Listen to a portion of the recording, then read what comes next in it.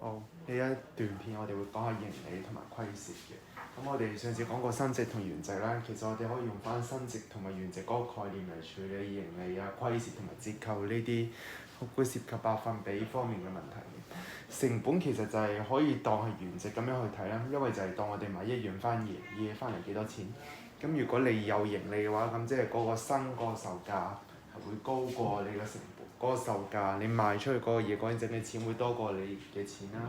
咁所以我哋只要將新嗰個售價減翻你個成本，就好似你哋之前講嘅生值減原值咁樣，你咪會計到盈利咯。咁相反，如果你某樣嘢你要蝕住賣出去嘅，咁咪即係喺百分比上係減咗。咁你只要將你蝕咗幾多，即係將嗰個成本減翻嗰個售價，將你蝕咗幾多 over 翻個成本，即係我哋可能當原值咁樣去睇，咁蝕100%都可以計到嗰個虧蝕百分比，即係可以將盈利百分比同埋虧蝕百分比當係百分數嘅增減咁樣去睇。咁我哋舉個例子啊，例如某樣嘢你買翻嚟1500蚊，你1950蚊賣翻出去嘅，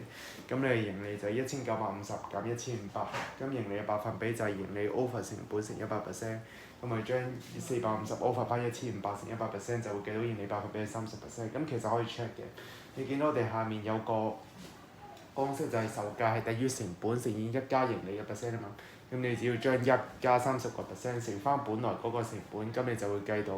之後嗰個售價都係1950，即係呢個係一個 check 答案嘅方法啦。即係再講一個簡單啲嘅，即係我本來100蚊賣個嘢翻嚟，我依家蝕住啦，要賣80蚊出嚟，咁我嘅虧蝕百分比就係將本來嘅成本加佢售價，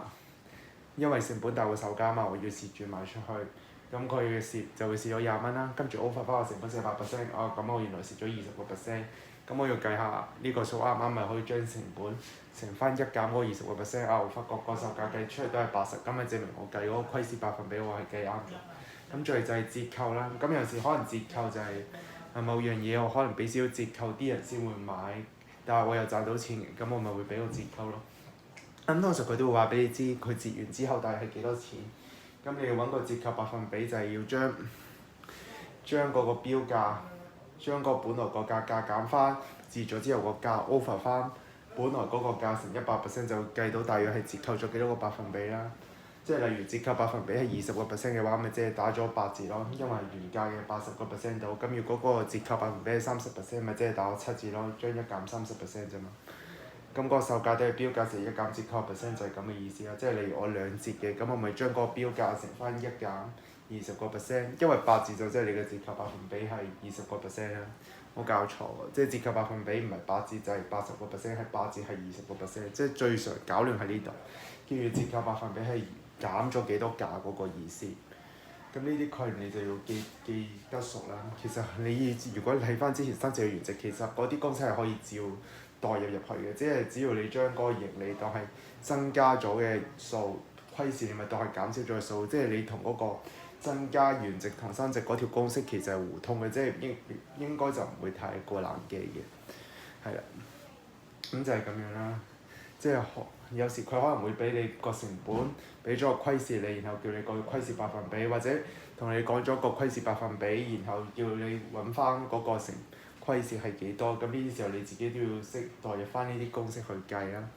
即係你記住呢條式，然後代入翻嗰啲數再計。例如我話俾你知虧蝕百分比係30% 嘅，咁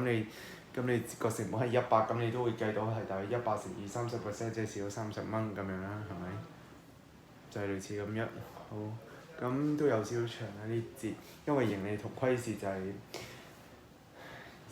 比較複雜，我要講耐少少嘅，係。